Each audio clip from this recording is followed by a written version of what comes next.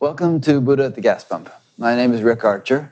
Buddha at the Gas Pump is an ongoing series of interviews with spiritually awakening people. I've done over 520 of them now, and if this is new to you and you'd like to check out previous ones, please go to batgap.com and look under the past interviews menu. This program is made possible by the support of appreciative listeners and viewers, so if you appreciate it and would like to contribute to its support, there's a PayPal button on every page of the website. My guest today is Mirabai Starr. I interviewed Mirabai 5 years ago, in person, that time also, at the Science and Non-Duality Conference. And that interview was very impromptu. We were eating dinner, and she introduced herself, and she said, Mirabai Starr. I said, Mirabai Starr, I've heard so much about you. Let's do an interview. And so we just kind of went to the room and did an interview, cold. And this one, I know Mirabai a lot better now, and we're going to cover completely different information than we did in the first one, although you might want to loop back and watch the first one also. That was more biographical about your story of your life and all.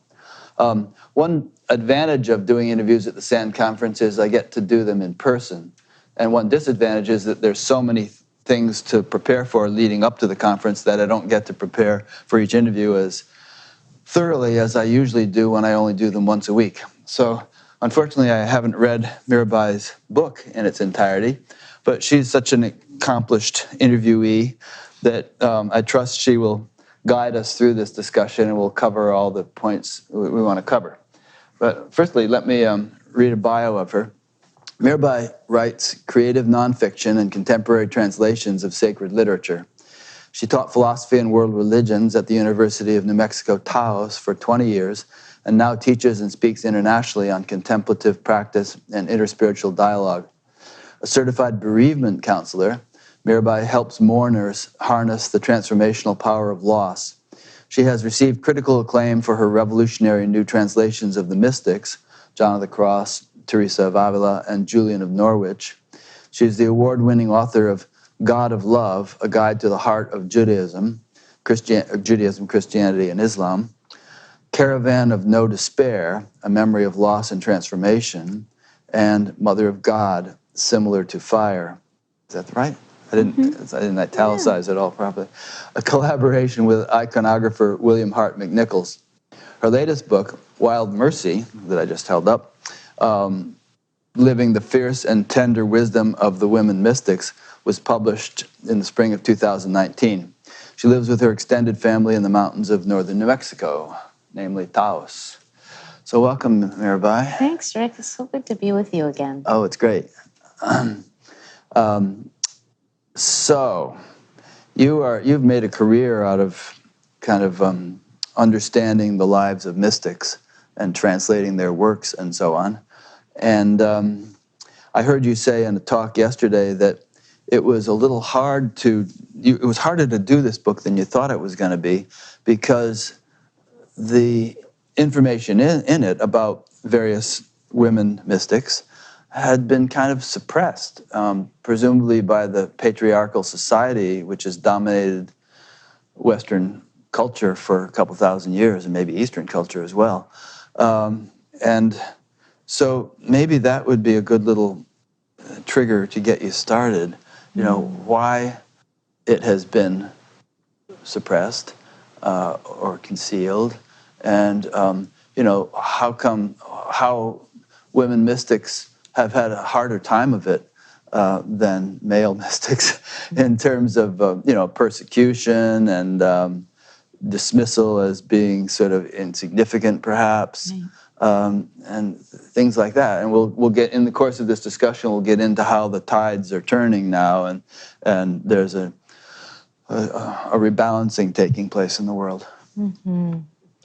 Well, you just said so many rich things in that let's see which stream to draw from.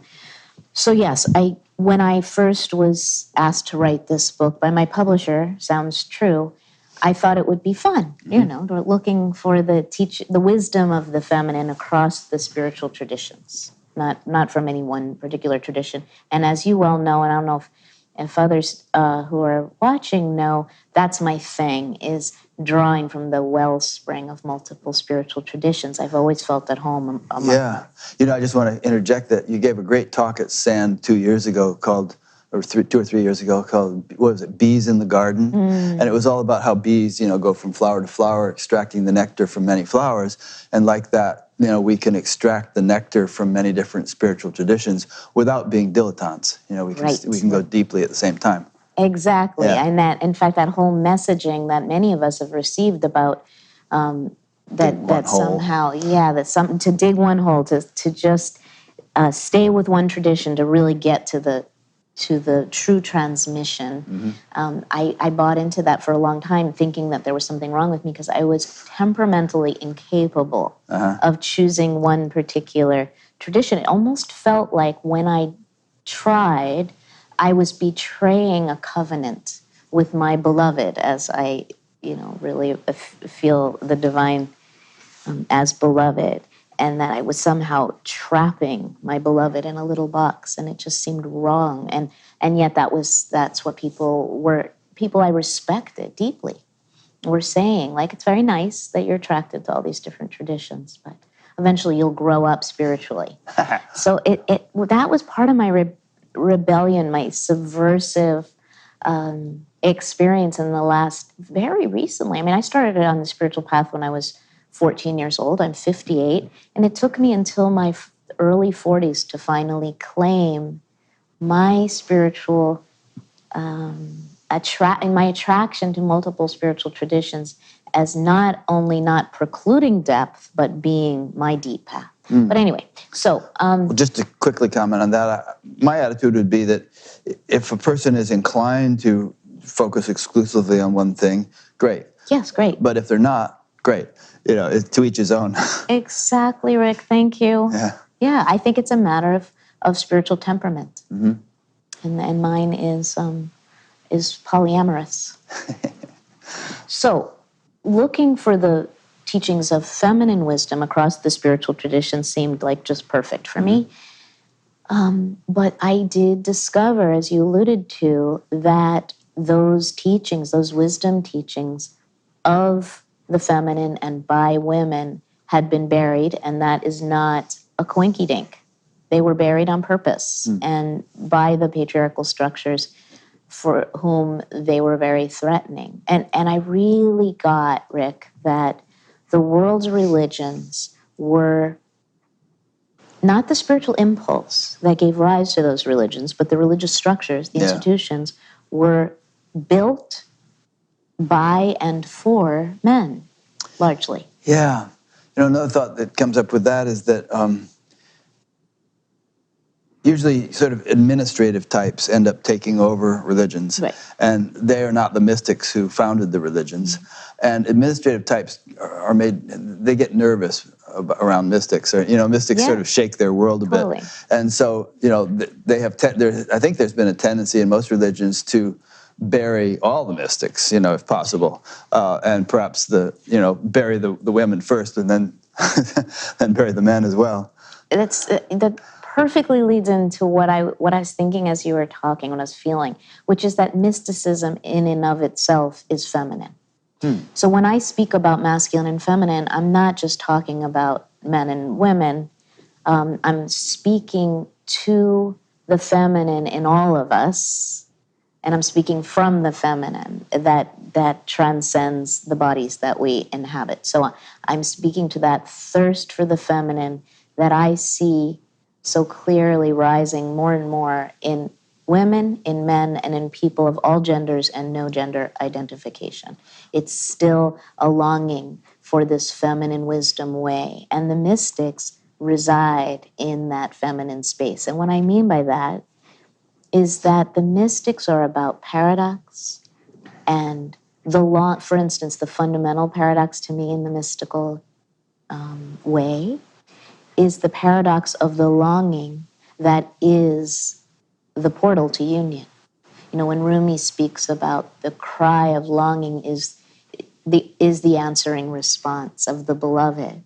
That's the path of the mystics, is that it's rooted in the heart's yearning for union with the absolute, which is characterized as love. That's the ground of all the mystics, I think, is love.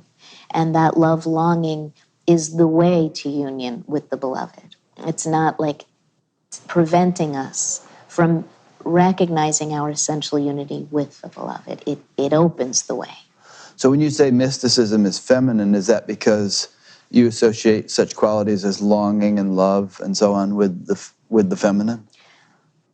Not exclusively, but yes, in men too. Like John of the Cross, San Juan de la Cruz, who I've translated, as you know. Dark Night of the Soul was my first book. And it was a translation and commentary on that gorgeous text. John of the Cross was a feminine mystic in my mind. Rumi was a feminine mystic in my mind. John of the Cross didn't write this text, Dark Night of the Soul, originally as a guide for awakening, although it did end up becoming that. He wrote it as a love poem to God originally. It's an 8-stanza poem. And then the sisters, for whom he was confessor in this convent where he lived, begged him to explain this erotic, juicy, passionate love poem about the secret rendezvous of lover and beloved in the garden as a guide to the path of union with the one. And so he did. He wrote this incredible classic prose treatise on the Dark Night of the Soul, on navigating this very mature spiritual state of neti, of stripping, of becoming spiritually naked. Why? Not to flex our spiritual muscles like I can hang out in this emptiness, but rather so that we could have a naked encounter with the beloved. It's harder to make love when you got your clothes on. So I speak of Santa Teresa de Avila, Saint Teresa of Avila, as the matron saint of this book.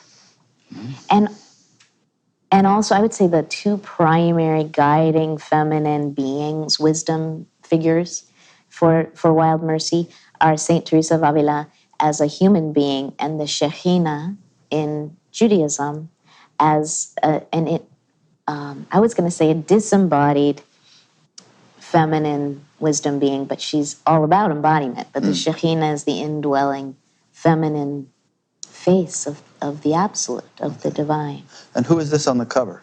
Who is that on the cover? So that is Leela Downs. And Leela Downs, some people say Lila Downs, is a contemporary singer-songwriter, protest singer from Mexico. She's the one who spoke at Sand the other day. No. Yes? No, that was different. I'm sorry. Oh, maybe Mona. Mona. Yeah, Mona Hadar. Yeah. Well, that was a Native American girl. Oh, right. So that was Lila June. Okay, These are all my girls. Lila, Lila, right. Yeah, totally. I collect young women leaders. I don't mean to, but I just do. There are all these incredible young women who are rising. Their voices are rising. They have this deep wisdom and clarity and ferocity, and they're all many of them are finding their way into my sphere. Yeah. Meaning, I have nothing. I don't have a thing. I don't have a wisdom school. I'm just Mirabai. I make tea and I listen to them speak about their road, the road that they're traveling, which is often exceedingly challenging as young women, often women of color in this world. I'll be in touch with you about them. We'll get some of them on that. Yeah, absolutely. They are coming in, Rick, with this fierce wisdom that is just blowing me away. So I'm trying to give those prophets a drink of water, is all I can say in there. And they're finding their way to me, and I try to hold them for a minute so that they can keep doing what they're doing.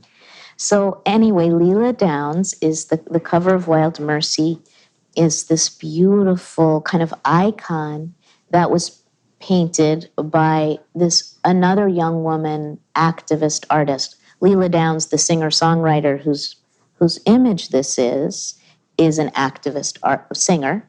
And then the woman who painted it is an activist artist named Erin Currier. And Erin's art is extraordinary. I just encourage everybody to look her up, Erin Currier. She's also a rising star in the art world, but all of her art is about activists and mystics, which to her and to many women is the same thing. Yeah, that's a cool point in itself that we could get into, because often they have been considered to be on other poles. But there's a sort of a mystical activism or an active mysticism or something that's coming to the fore these days. And that's my way. And I don't want to be. I did not want to be an activist. I just wanted to be a contemplative. I just wanted to be a meditator and someone who spoke with passion about the passion of the mystics, the poetry, the land of the heart. And I, like so many of us and so many who are probably watching, have felt the call resounding through every fiber of my being to step up. And so I teach a lot, guided by all these women mystics that I've come to love, about this blend of taking refuge and stepping up, taking refuge in the depth and beauty, in the beauty of these great teachings and teachers and poetry, and then stepping up, taking refuge, stepping up. And in many ways, to me, that is the way of the feminine. It's a way of holding and nurturing and then fierce prophetic rising. And all of the women in this book, for me, are models of that intertwining of the prophetic and the contemplative. So Leela Downs is on the cover. Erin Currier is the artist. The book is filled with women like both of them who have, throughout history and right now, because there are quite a few contemporary exemplars of the feminine way in this book, across the spiritual traditions, who are embodying and modeling the essence of the feminine path of awakening and service. So Saint Teresa of Avila. So why do I call her my matron saint? She is one who came to me kind of her, it almost feels like of her own volition. Like John of the Cross was my guy. I loved the teachings of the Dark Night of the Soul, the purity and nakedness of that classic wisdom teaching.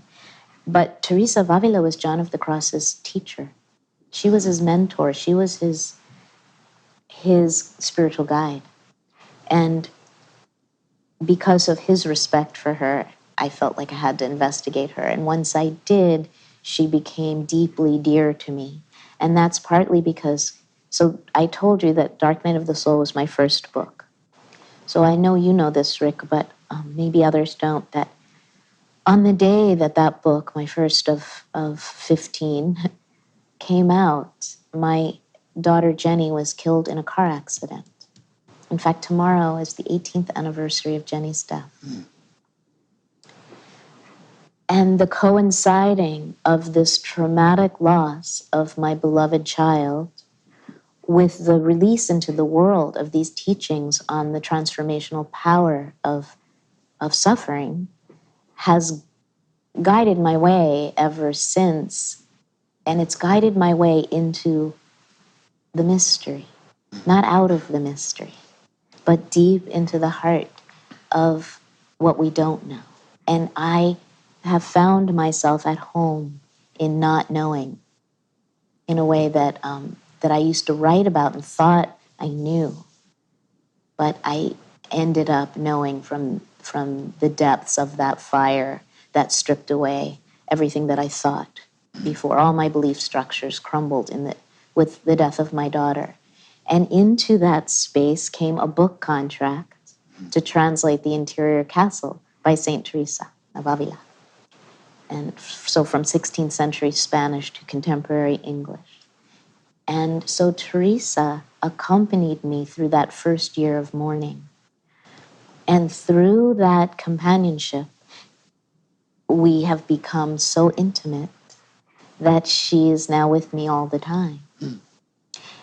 To translate a masterwork of a mystic is to have living darshan every day.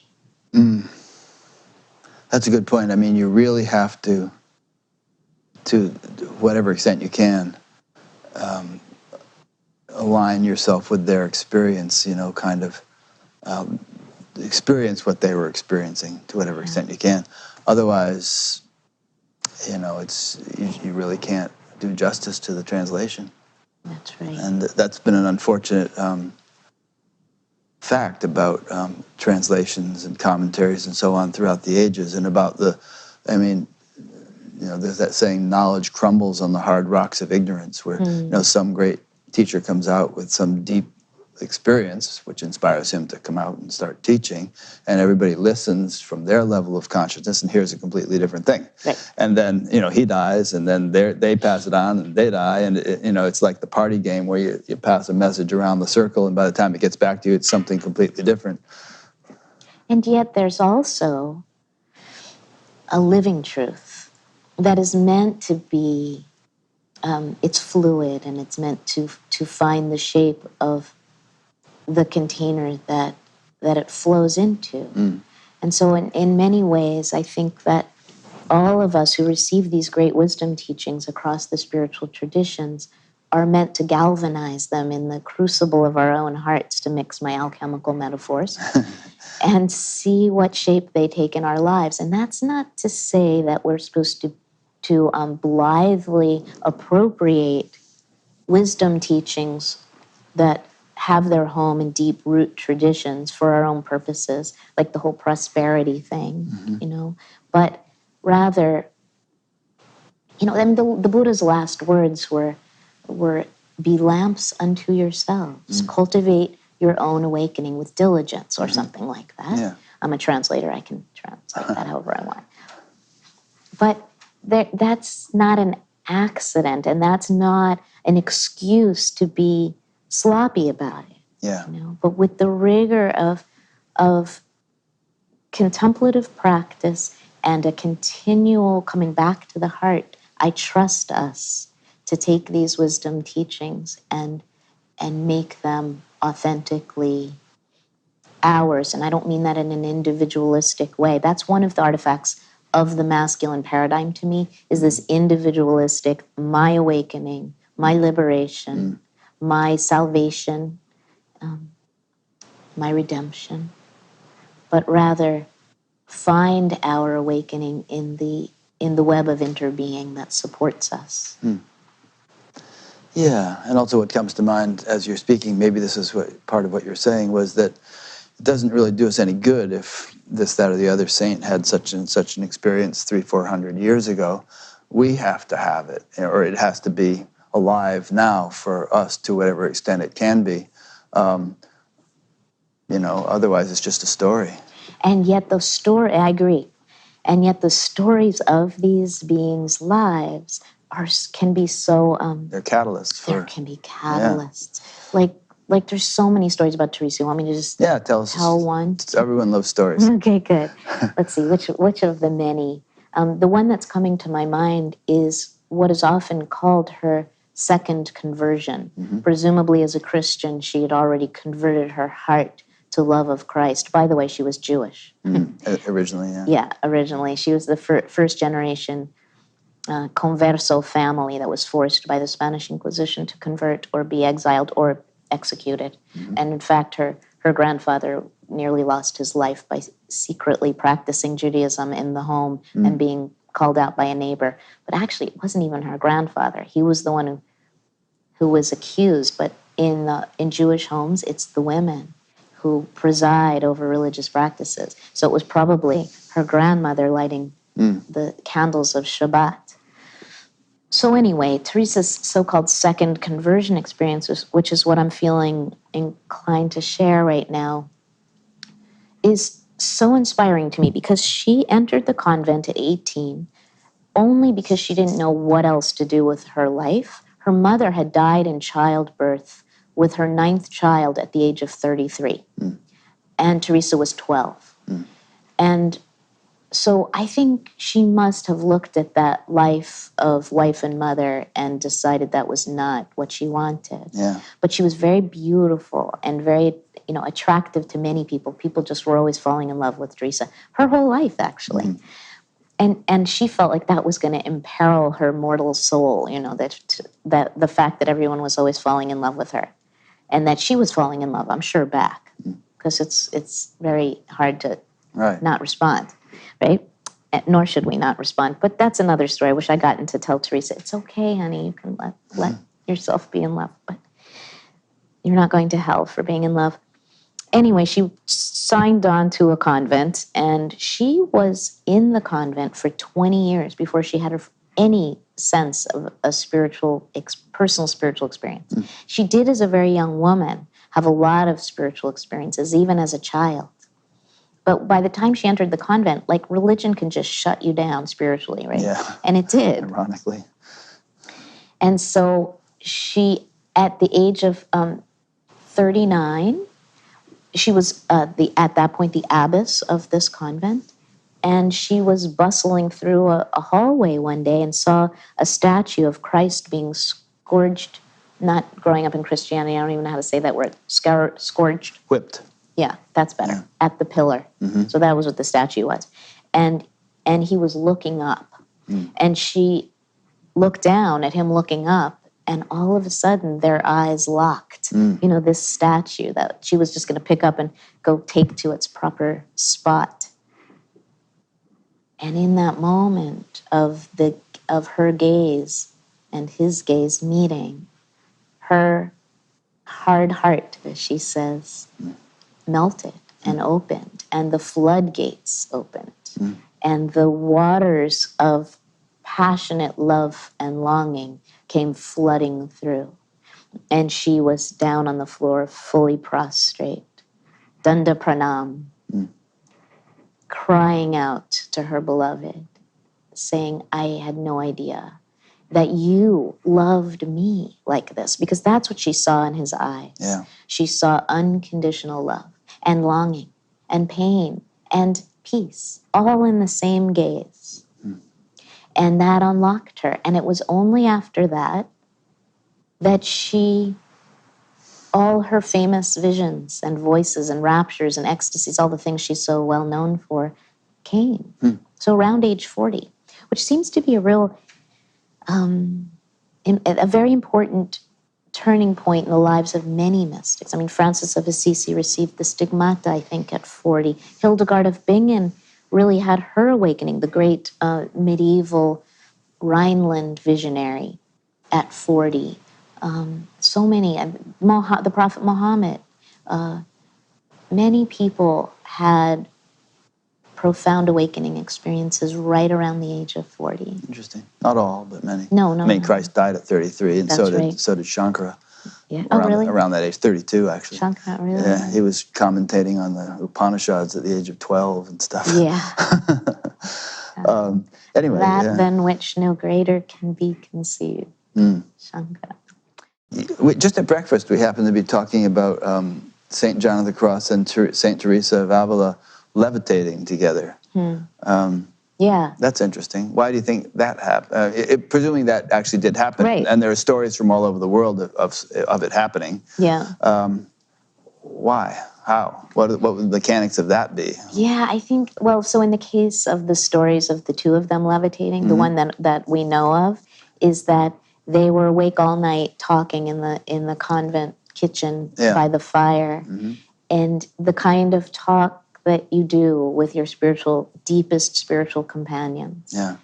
And in the morning, when one of the sisters came in to prepare tea for the morning, they were still there, leaning toward each other, still deep in ecstatic conversation about God, and their chairs were 5 feet off the floor. Wow. This is part of Teresa's canonization hearings, that this was reported.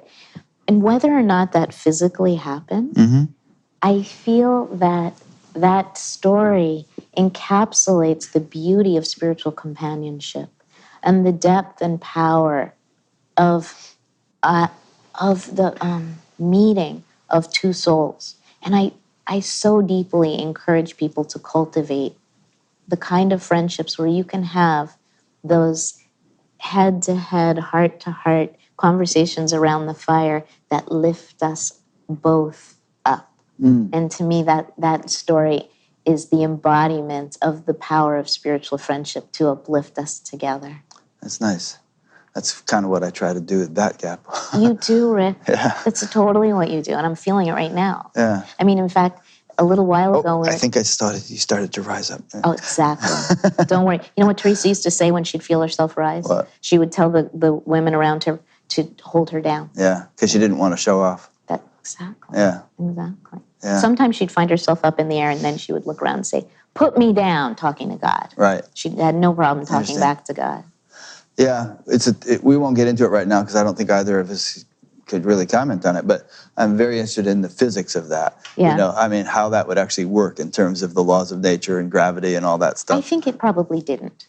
I think it did. Did you? Yeah, I think there's so many stories from every culture of the world. I have a friend who wrote a book about them, and yeah? you know, collecting dozens, hundreds maybe of different stories from every culture. Of defying the laws of physics. Yeah, by levitating specifically. Oh, specifically. Yeah.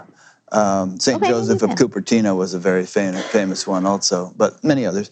And anyway, it's a tangent, but it would be real. It says something about the fundamental nature of consciousness, that it's not merely a product of the brain, that it must somehow be something fundamental to the universe and to even more fundamental than the various laws of nature that conduct various processes in the universe, because it would have to be from there that you could affect an influence that could cause the body to levitate.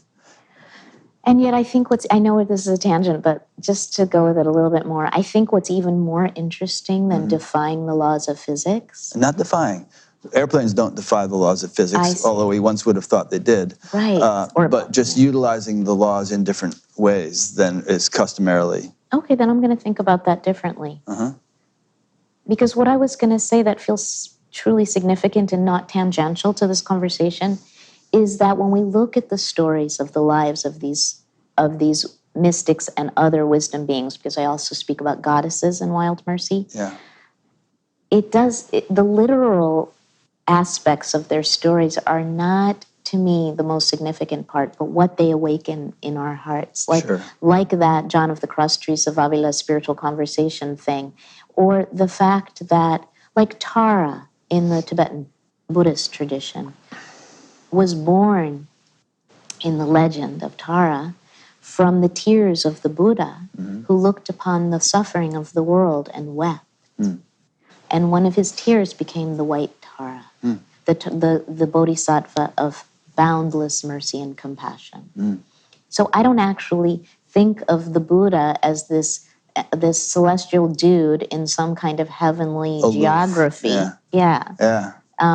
Crying, and his tear became a goddess. But rather, when I hear that story, when I tell that story, I feel in my own being, in my own broken, open mother heart, the suffering of the whole world and how that is distilled down into an essence that becomes an offering of love and mercy in the world.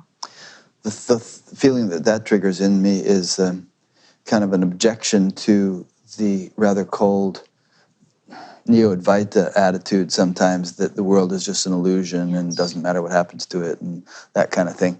And the real greats, in the spiritual luminaries, in the spiritual firmament, have been very compassionate people with great hearts and great devotion. Devotion, exactly. And including all the ones that are often cited as exemplars of non-duality, Papaji and Nisargadatta and Ramana and many others. They just had these tremendous hearts, and that's not always what came through in the books about them and stuff. That's right. That's so true, Rick, and I really take that on in Wild Mercy, the Neo-Advaita Vedanta Maybe we should talk about it for a minute.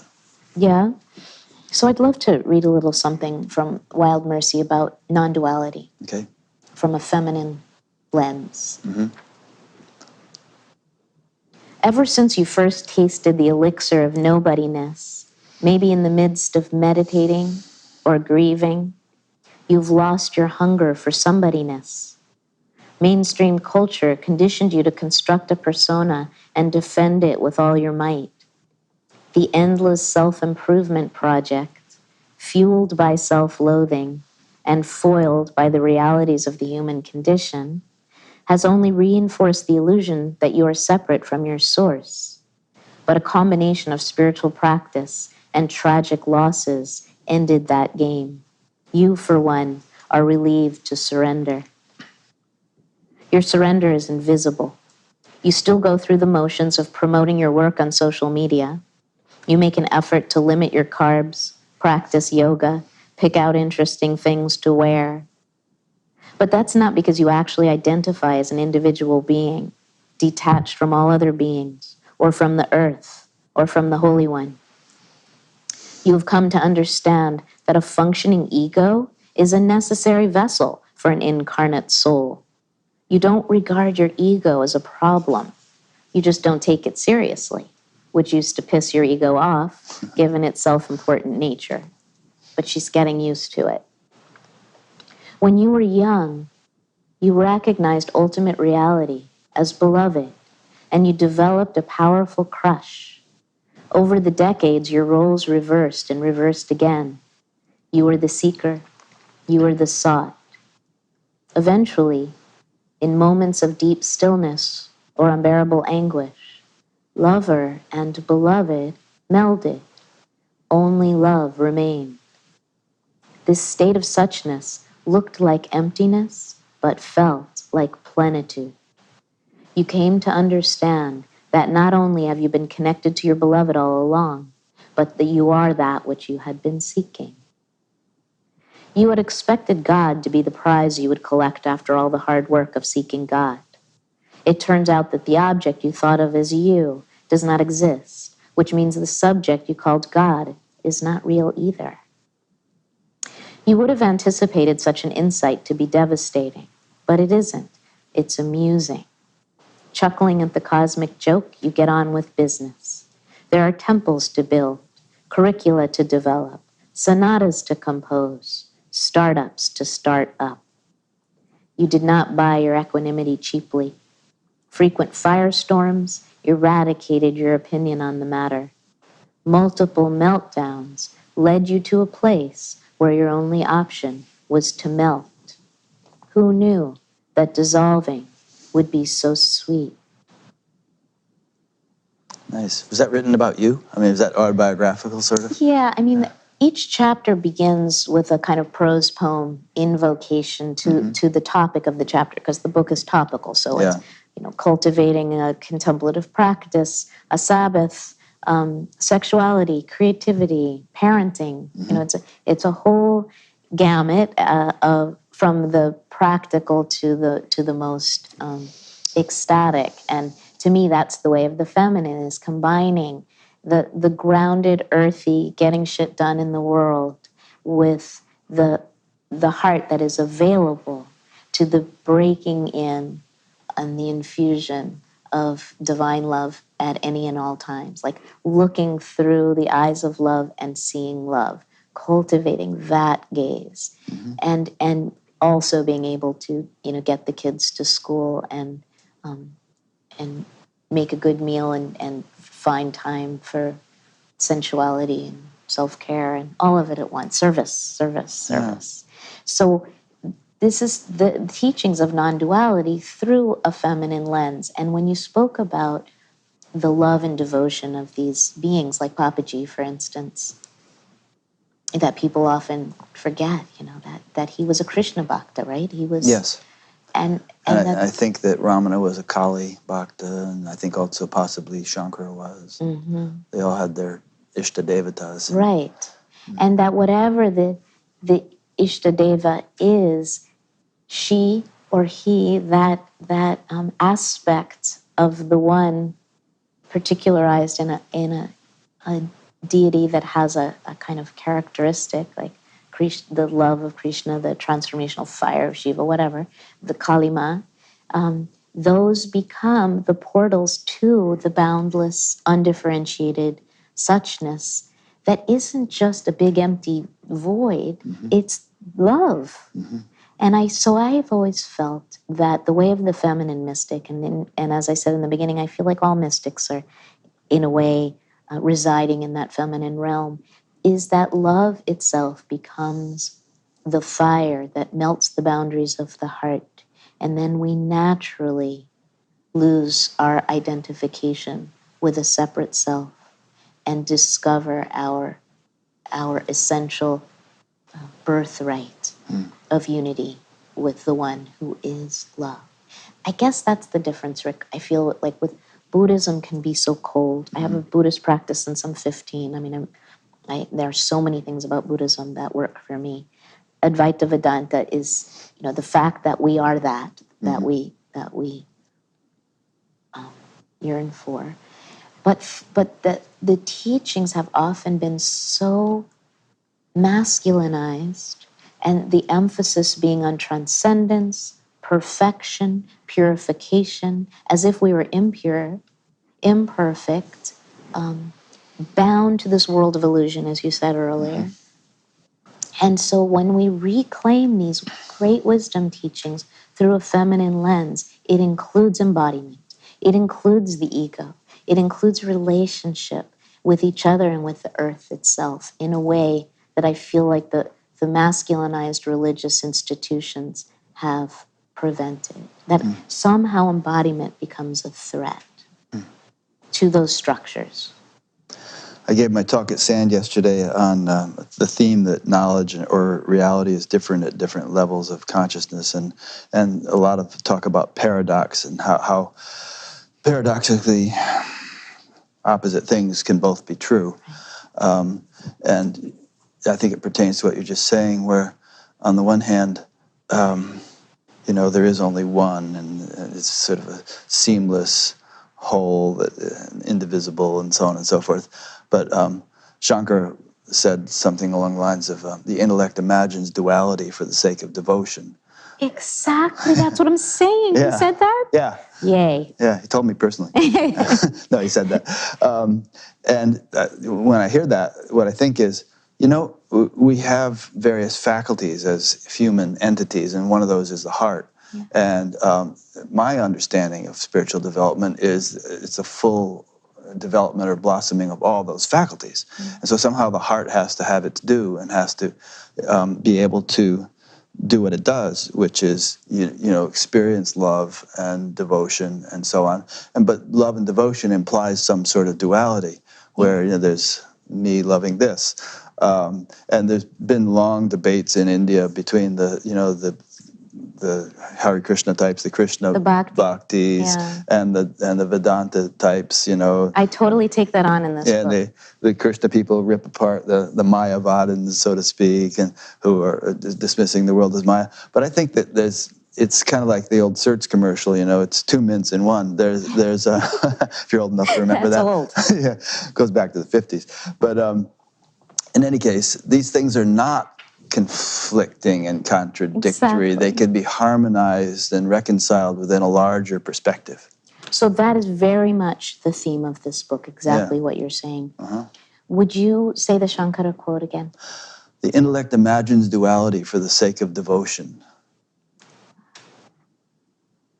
Beautiful. Yeah. I heard that from Maharishi in 1970. Oh, really? Some course, yeah. But the implication is that devotion for even somebody like Shankara or Ramana or any of the others, no matter how non-dual they may have been, was important. And I think when we talk about devotion, we kind of associate, even though we're referring to men here, we're referring to what we would ordinarily call a feminine quality. I think you would. Yes, I would. And so these guys wanted to incorporate that, sweet, feminine quality within their experience, needed to, I'd say, in the course of their development, which is kind of what you were also saying in the beginning.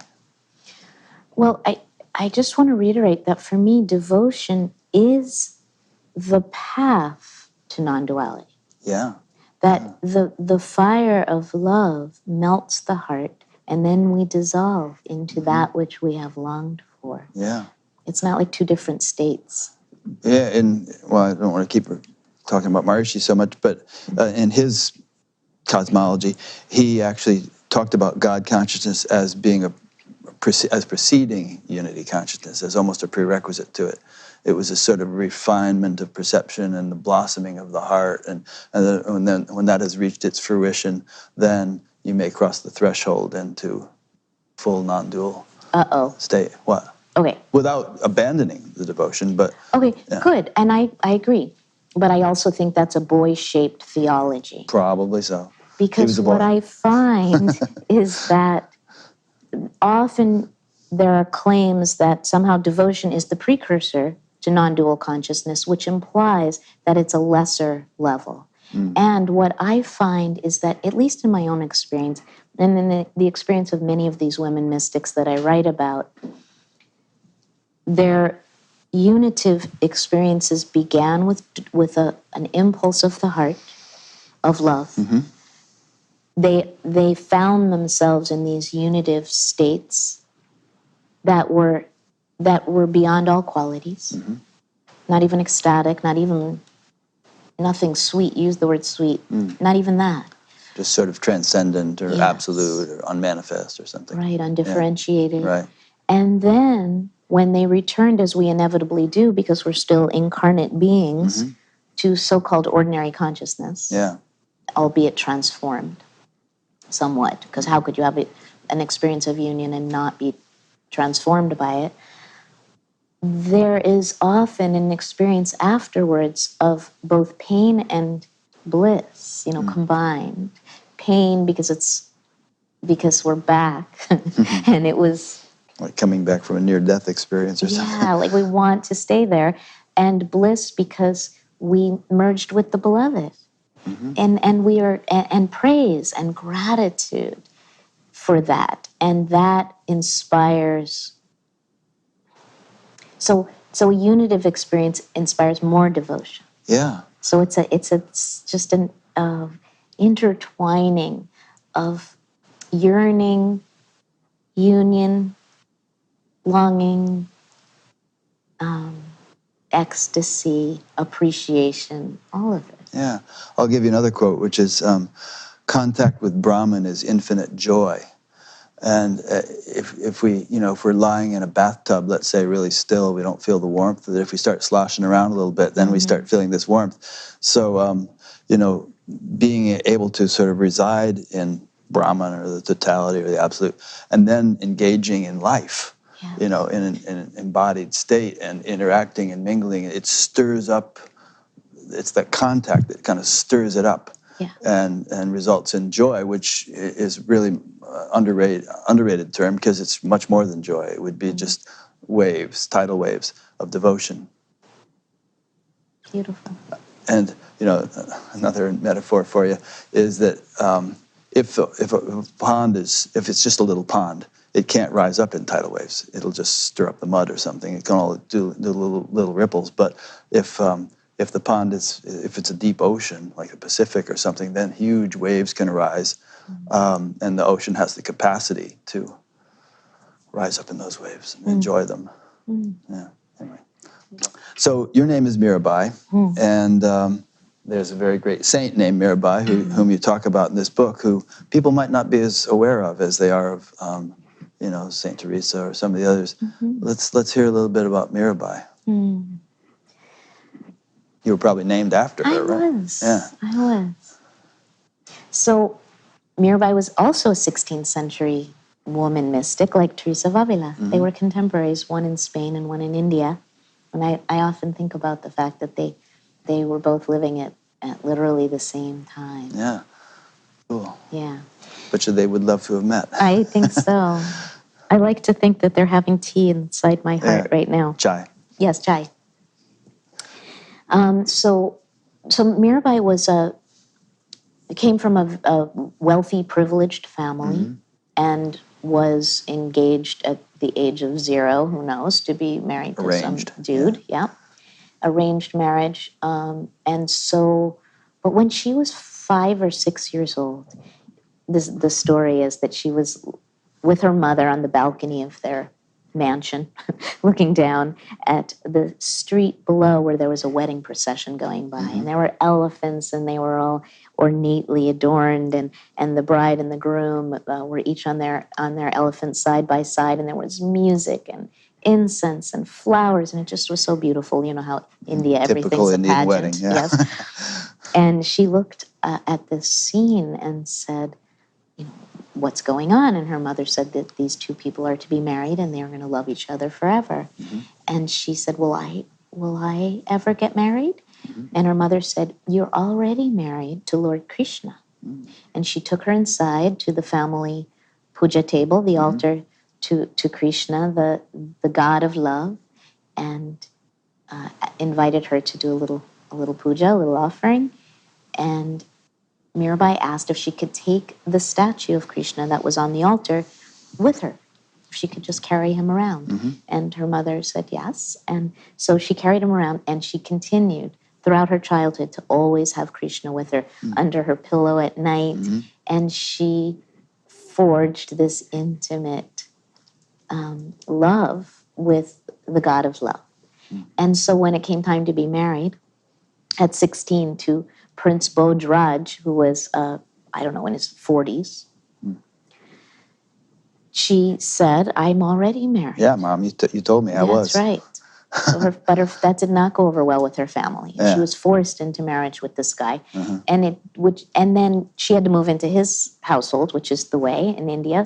I think still in many places that the woman moves into the household of They just join man's family. these extended families that live together. Yeah. But she had to live with his family, and they did not appreciate her refusal to carry out her wifely duties and to insist that she was married to Lord Krishna. And so the legend is that they kept trying to first they tried to convince her, then they persuade her, then they tried to bully her, and finally they tried to kill her. Oh. And the legend is that they tried in three ways, they being probably her mother-in-law, but maybe her brother-in-law. There are conflicting stories about that, probably both. And the first one was that they delivered a cup of nectar, fruit nectar, to her room. But it was poison. But it was poison. And she drank it, and it was the sweetest, most nourishing thing ever. Then they delivered flowers to her room, and the flowers had a cobra coiled in them. But the snake just became another flower. And then finally, they put poison nails under her bed with a cover of rose petals to so make it look like they lie on the nails. Yeah. And it was the most comfortable night's sleep she ever had. So this is an example, Rick, of the stories that whether or not they happen doesn't matter to me physically. They illustrate something. And they awaken something in the heart. Yeah. They illustrate something for the intellect, but more importantly, they awaken something in the heart, which is that, love is greater than all hatred and violence. And so eventually, the prince went off to kill the Mughals and was killed in battle. And so Mirabai was supposed to commit sati, was supposed to jump into a fire. Into the fire, and commit suicide for her husband, and she refused. And so she was banished, which was great. It's just what she wanted. Just what she'd been trying to get to all along. And she spent the rest of her life, she was still quite a young woman at that point, the rest of her life barefoot, a single sari, a begging bowl, and an ektar, or an ektara, which is staff? A single stringed instrument. Oh, one of those things, yeah. So it's a gourd. So it's a very simplified kind of tambura. So it's a gourd with a single string, so you can drum and play that one note.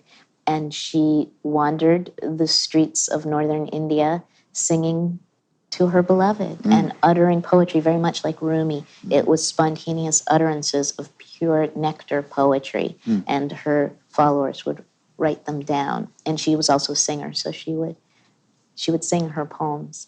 And she became deeply beloved in India in her lifetime, and is still probably one of the most beloved women saints of India still, and her bhajans are still sung. Yeah. And so do you want me to tell my personal story of how I was named? So when I was 13, my first boyfriend died. Philip. He was killed in a gun accident. We lived in rural New Mexico, so guns, unfortunately, are quite common in that rural environment. And he was my first love, and my heart was absolutely shattered. I'd already lost my brother a few years before to cancer, my older brother, and now my first love. And I was in this very shattered state, and obviously, and so we were writing up. So I went to this hippie alternative school in Taos that was run by Lama Foundation at that time, and Lama is the place where Ram Dass wrote Be Here Now. And Lama was a place where many spiritual teachers and teachings came through. And our drama teachers and music teachers were Neem Karoli Baba devotees. And they had just come back from India from being with Maharaji, who died shortly after that. And they brought back a comic book of the story of the life of Mirabai. And invited the children, we were older kids, we were all between, I would say, 11 and 15, to write a musical play based on this comic book. And I was cast as Mirabai. And Philip was cast as Krishna. And Philip died kind of halfway through, not that we hadn't yet performed at rehearsals. And we choreographed the dances, we created the songs, although we used some classical Indian chants and bhajans as well. And so somebody else filled in for Krishna, a girl actually. And by the time we performed the opening of this play, I was so stripped by grief and so broken open that when I went on stage, which was the Lama Dome, if anyone's been to Lama Foundation, it's this giant adobe and wood and glass structure where hundreds of thousands of hours of spiritual practice have happened over the last 50 years. And I entered into that dome dressed in this white wedding sari, and I didn't think of myself as a singer. I did think of myself as a poet. I was a poet from the time I could write. But when I opened my mouth to sing these love songs to Krishna, this voice came through that had never been there before, and probably has never been there quite since. But with that voice came this sense of intimacy with who Mirabai is. I don't want to say was, historically, but her deep devotion to love itself. And that longing, that love longing, that just changed everything for me and launched me on my spiritual path. And then later that summer, I was visiting Ram Dass in New York. I was on my own, hooked up with different spiritual pilgrims, one particular family, which is a whole other story because I ended up being abused by the father. But went to New York to be with Ram Dass, who was with Joya at the time, Ma Jaya Sati Bhagavati, and before he denounced her. I don't even know about all that. But oh my goodness, quite a story. Egg on My Beard from, what was that magazine? Anyway, and Ram Dass gave me the name Mirabai. Oh, nice, okay. Yeah. Because it was obvious I had this kind of passionate, devotional, poetic nature. Yeah. Do you have Ananda Maima in your book? I do. Let's talk about her a little bit. Okay. The bliss-drenched mother. Yeah. She's another wisdom being that's been with me since my early teens, when I first saw her picture. John, did you ever meet her? So, introduce yourself. My name is John Coig, and Mirabai, you mentioned Anandamoya Ma. The great Yogananda called her the bliss-permeated mother.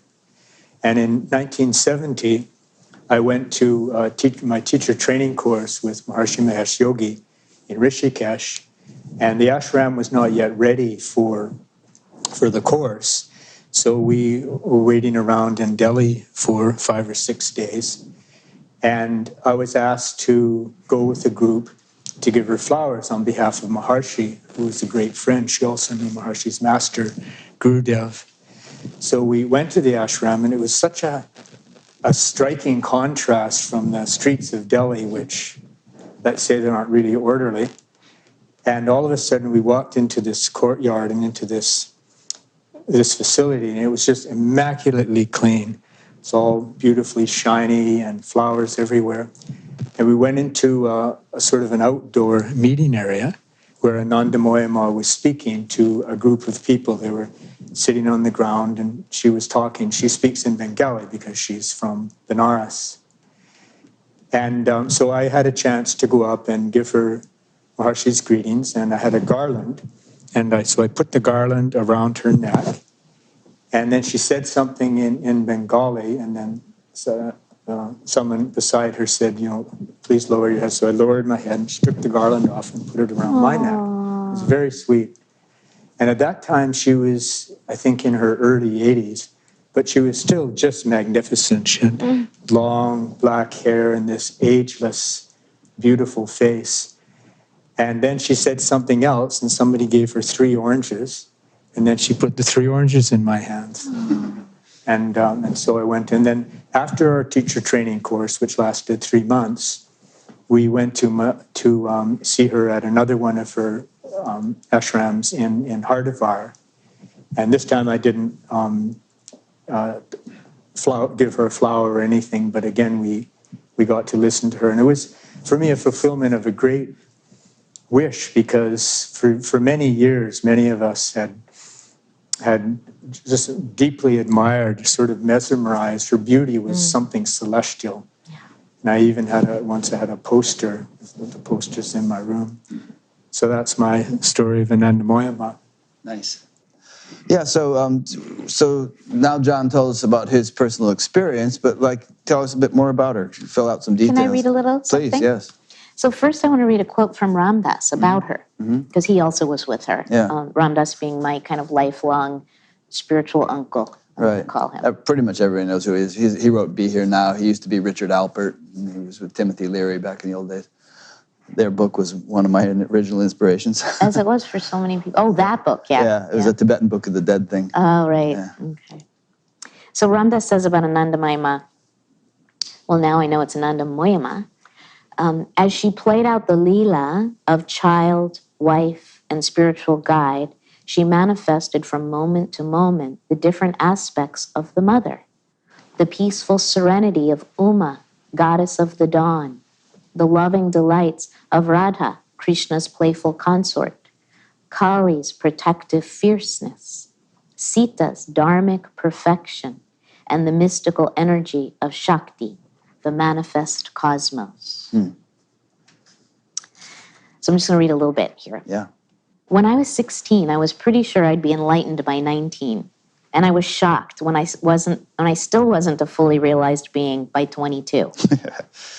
Now, in my mid-50s, I'm being called to teach the Dharma, but I am nowhere near where I thought I would be.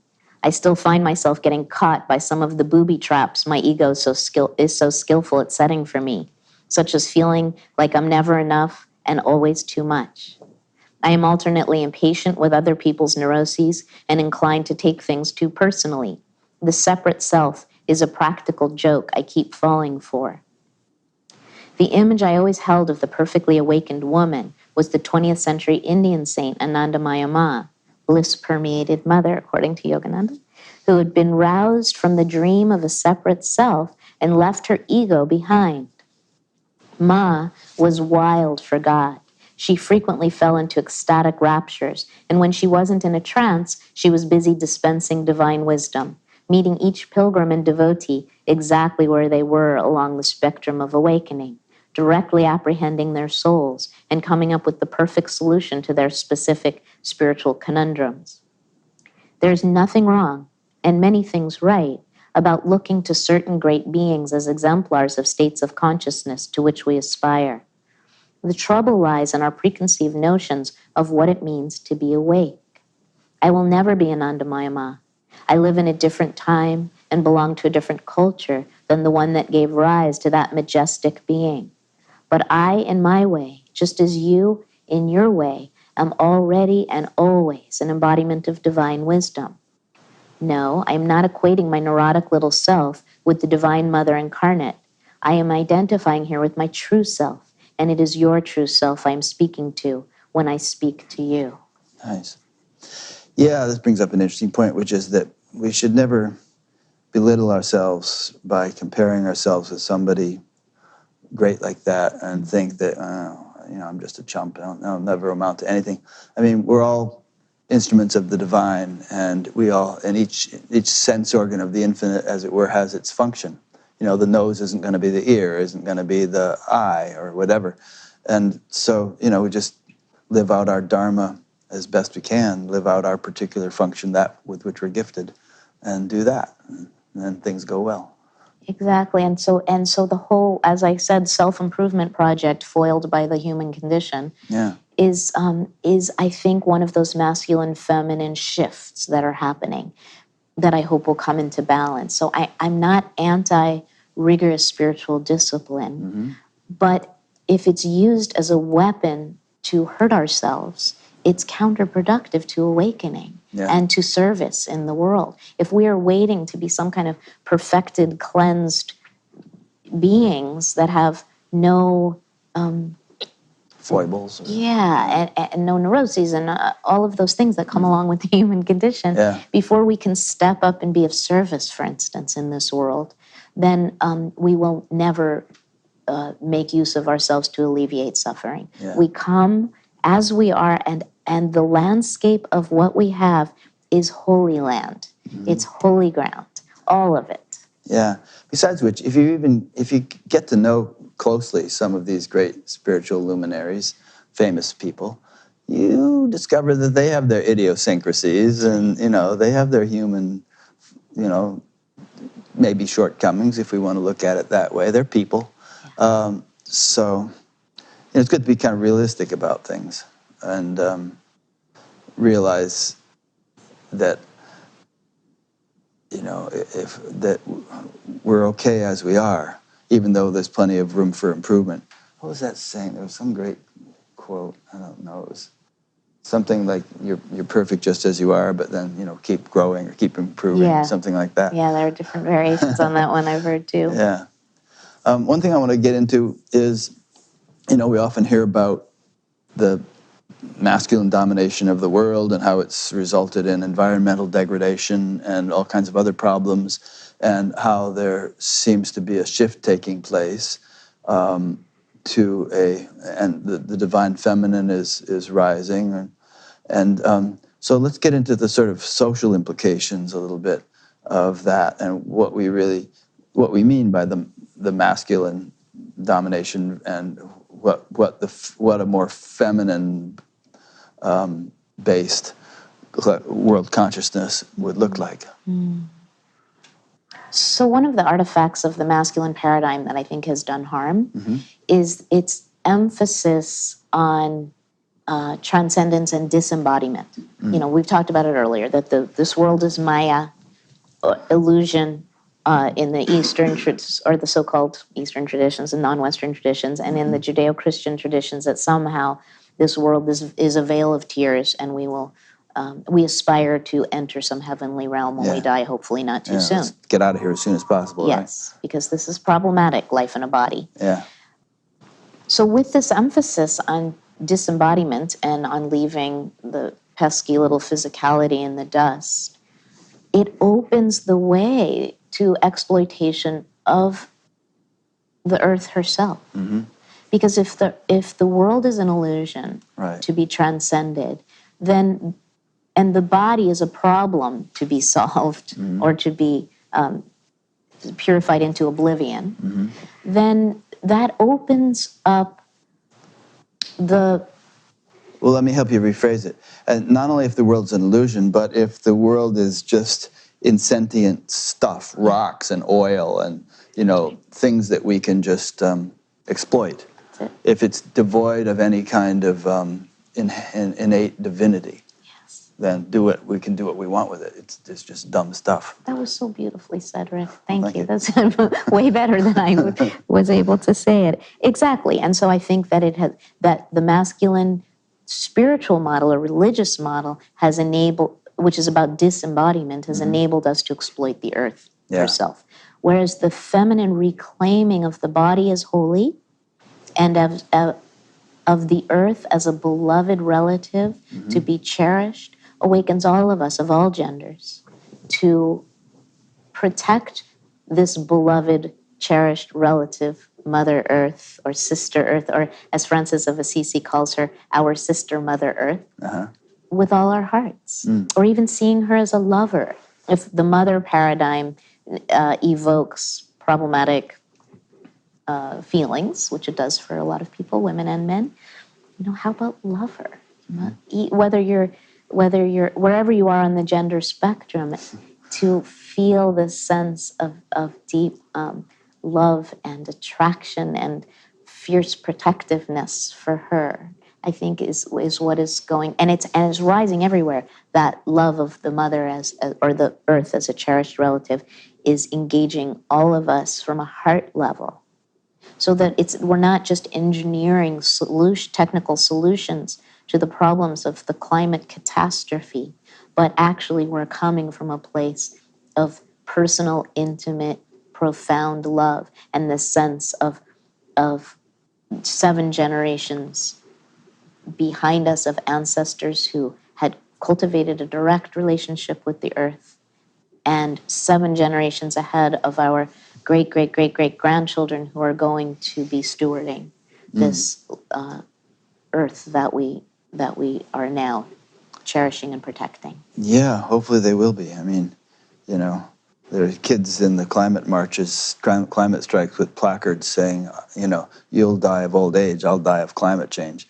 And there's a lot of people who think that, there won't be anybody around in 100 years at the rate things are going. Some people definitely have that. They have that perspective. And if we don't survive as a human species, what I feel like we need, and I know a lot of my spiritual companions out there are echoing this, is midwives for the death. Yeah, for the chaos. The doulas, the people can stay in their hearts and in their bodies and be present for what is to unfold, even if it results in the demise of the human species. Let's do it with our hearts wide open and tending each other with loving care along the way, just as those of us who sit at the bedside of the dying do with our loved ones as they take their last breaths.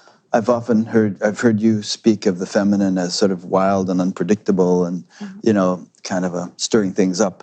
And speaker after speaker at the SAND conference it was almost like a shared assumption that we're really heading into some turbulent waters, that there's going to be a lot of craziness and stuff. And I wonder if that is characteristic of the upwelling of the feminine in world consciousness. Very insightful, Rick. I love that. You keep complimenting me. I love having a good interviewer is a beautiful thing. That is such an insight, and I'm totally stealing it, and I'm going to use it in the future. I think that's right. I copyrighted it, yeah. Sorry. I'll give you credit. Okay. The feminine's very good at sharing the glory. Yeah. So I think that there is something true about that maybe that's why there is this uprising of the feminine, because that is the power, that's the superpower that is going to be needed to collectively navigate these turbulent times. And that the nature of the feminine is not only mercy and compassion and loving kindness, but also a kind of wildness. And here's what I want to say about that.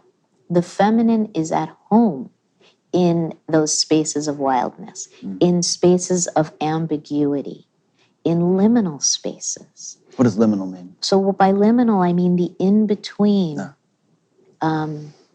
threshold spaces, where the old is clearly crumbling and dying and falling away. Phase transition spaces. Yeah. Yes, but the new has not yet fully formed. And that we meaning, the feminine in all of us, have a capacity for holding paradox, mystery, darkness. Yesterday you kind of asked you a question. Almost jokingly, what's the word I'm looking for? Asked me a question, like I felt like it was the dude playing devil's advocate to the... It was a bit of a devil's... The question I asked her was, at a talk she was giving, I said, well, we often hear about the dark side of the masculine and how it's raping the world and all this stuff. Is there a dark side to the feminine which would emerge if the feminine were to become as predominant as the masculine has been? And some guy actually came up to me afterwards and said there have been matriarchal societies in which, you know, male sacrifice was like part of the routine. That's dark. So I had two answers to that. So the first one is the answer I gave you at the time, and the other one was one that bubbled up this morning. So my first answer was that is such a guy question to ask. Mm-hmm. It felt dualistic. It felt like, so what about, you know, us? Or it's like the whiteness question. Never mind. I don't want to go down that rabbit hole. I do, but we don't have time. Yeah. So I felt like it was a non-question question. It was a question just to stir the pot, but it was sort of academic, you know, or even academic. Like, yeah. You know, just curious. But it's also predicated on a certain kind of understanding of, you know, good and bad, and you know, so like if you're having a fight with your partner and they tell you that you've done something that's bothered them, and then they say, well, you've done this, rather than holding space for them. And my sense is the masculine needs to hold space for the feminine right now. It needs whoever he is, in all the forms, including inside ourselves as women, need to be quiet and allow the feminine voice to emerge, and not only not worry about what it's going to look like if the feminine dominates right now, but encourage the domination of the feminine because of thousands of years of patriarchy that have so skewed and screwed things up. Yeah. Well, I wasn't worried about it, and I'm happy that the pendulum is swinging. Yeah. I was just curious if, you know, in the traditional understandings, there is something, a shadow side to the feminine as there is to the masculine. But right. Okay. Yeah. So then here's the other answer that percolated, bubbled up in my heart and consciousness this morning, which is, what's the dark side of the feminine? The feminine is all about darkness. She's all about, it's the dark mother. Yeah. It's all about mystery and creative chaos. And so that's my answer. Okay. That's the dark side of the feminine, is all of it. We abide in the dark. In Taoism, yin is the dark. And that's the creative ground from which all life emerges. And it can't all be tidy and pretty and sweet. Good. And I have found that in myself, because I was a sort of tidy, sweet girl till I was 40. And my daughter died. And then I wasn't tidy and sweet and girlish anymore. You know, I dropped into my fierce feminine, into that wild space of mystery. Yeah. Do you advocate any kind of practices or anything that you've gleaned from your study of all the female mystics that others can, you know, even hearing this interview could actually get into? Yeah, at the end of every chapter, I have a practice that I offer to people. But one of my primary spiritual practices has been writing.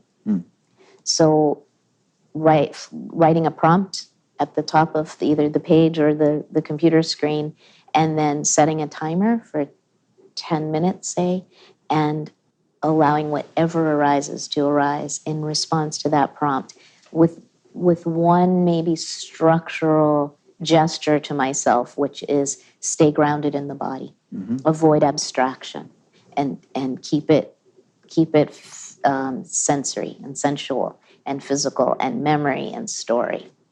And so I wrote a memoir called Caravan of No Despair about the death of my daughter, also about growing up in the counterculture of the 70s and meeting all these spiritual teachers as a teenager, and then how translating the Christian mystics saved my life during this time of mourning.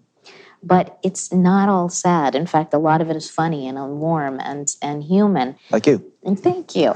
But the way that I wrote the entire memoir was with this writing practice of giving myself prompts and timed writing and allowing whatever emerged to emerge. Of course, then I crafted it and shaped it and distilled and distilled and distilled to its essence. I didn't leave it like this, big journal writing rush, but But that's how it began, with giving myself permission for the Shakti, the primordial feminine energy of life, to come coursing through me and step out of the way and see what she had to say.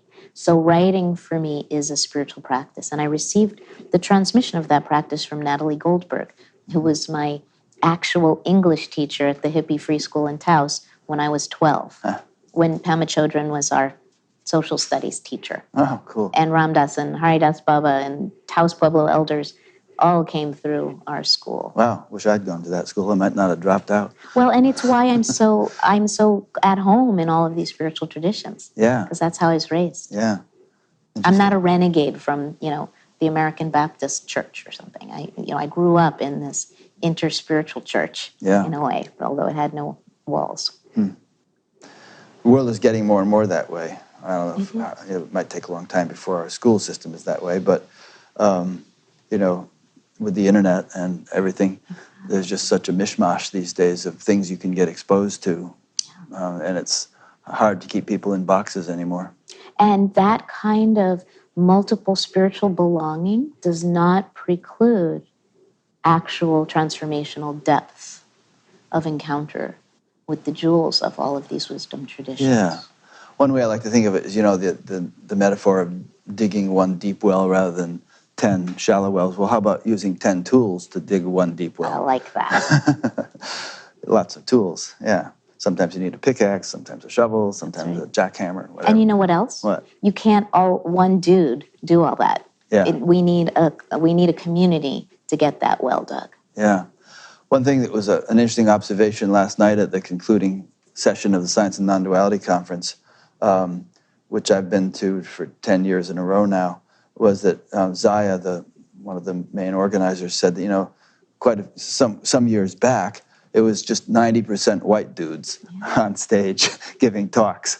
And that now it was this tremendous mixture of quite a wide age spectrum, color spectrum, gender spectrum, just this and there was also a kind of the original title, Science and Non-Duality. That sounds kind of dry. And there was a very sort of heavy Advaita or Neo-Advaita presence in the beginning. And now there's just tremendous heart and social activism, and still Advaita in there, but just much more of a full-bodied, multi-frequency scene. And embodied. Yeah. And therefore feminine and rooted. Yeah. And I'm not saying that just to refer to the Science and Non-Duality Conference, but that as a representative of the broader spiritual culture. Exactly, it is. It's a beautiful microcosm of what's happening. Yeah, yeah. So yes, let's make some concluding remarks. Do you do any living female saints in here, or just all the past ones? I don't call them saints. Or whatever. Yeah, mystics, because mystics. Okay, mystics, great. I definitely interview and have conversations with a lot of living teachers, and in each case, what I asked them for was a vulnerable story, so that we could show people that the path of awakening and service in this world is not about some idealized notion of perfection from that old patriarchal model, but rather to be a full, complete human is intimately entwined with this path of awakening and being of service to others. So for instance, Gangaji, I speak to, and she tells about having her first period, and then menopause. Like, those are really intimate, vulnerable things to talk about. Yeah. And then all the spaces in between where sexuality was entwined with awakening. So, they don't get asked questions like that very often, and they were happy to talk about it. Tsultrim Alioni, Lama Tsultrim, spoke about grieving her husband, who died very suddenly in his 50s when they were in the middle of their life together. Yeah. And what that path of grief was like, and how, as it was for me with my daughter, ultimately became a way of disarming the heart so that we could be available to the suffering of the world in a way that we never had been before. So those are the kinds of stories that I talk about. Miranda McPherson, who had experienced this kind of awakening in Ramana's cave, where where it was like she really got that there is no self, returned to her devotional heart very spontaneously while running in the woods in the midst of her life falling apart, and then reclaimed that embodied devotion once again that had fallen away into this non-dual nothingness that she went through in her original awakening. And it was returning to her body that completed that circuit in a way. So those are the kinds of stories I tell. They're vulnerable, they're grounded, they're real. Teresa of Avila said, God lives among the pots and pans. And these are the stories that I was looking for in these living women that I was able to speak with.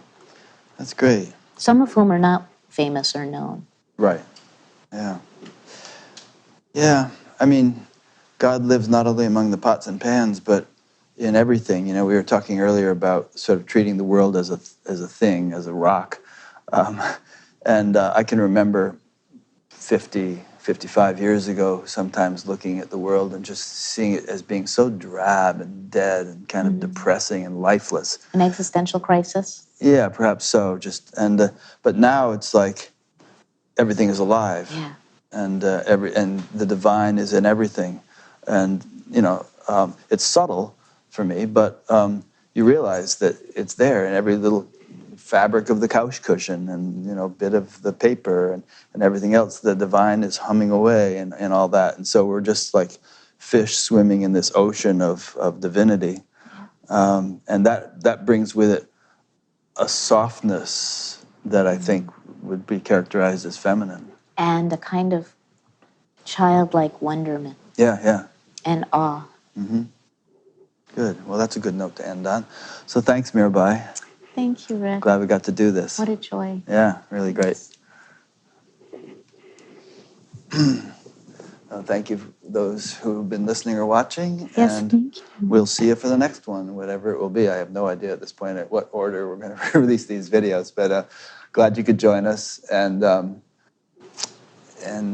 hope to meet you in person one day. One of the cool things about the SAND conference is that every few minutes someone would come up to me and say, "Oh, I just wanted to meet you in person. You know, I've been watching you for years. Yeah. You're always in my living room or How in my sweet. kitchen or whatever." And it was really wonderful seeing flesh and blood faces and people that I could hug. That's so great. Yeah, so great.